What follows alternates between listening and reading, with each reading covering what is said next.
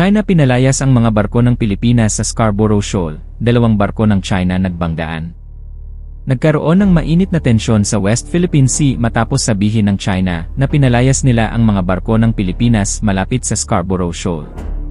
Sa gitna ng habulan, nagbanggaan pa ang isang barko ng Chinese Navy at isang barko ng Chinese Coast Guard.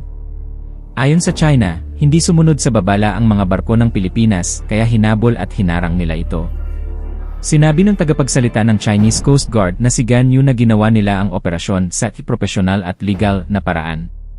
Pero ayon naman sa Philippine Coast Guard, habang hinahabol ng Chinese Coast Guard vessel CCG-3104 ang barko ng Pilipinas na BRP Suluan, biglang nagmanyobra ang barko ng Chinese Navy at doon nagbanggaan ang 2 barko ng China. Ayon kay Commodore J. Tariela, malaki ang pinsala sa barko ng Chinese Coast Guard at hindi na ito pwedeng gamitin sa paglayat. Idinagdag niya na nangyari ito habang nag-escort ang Philippine Coast Guard ng mga bangka na may dalang tulong para sa mga mangingisda.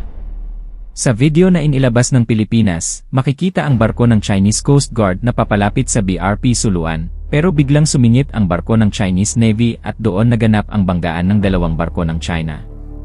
Ang Scarborough Shoal ay matagal nang pinag-agawan ng Pilipinas at China.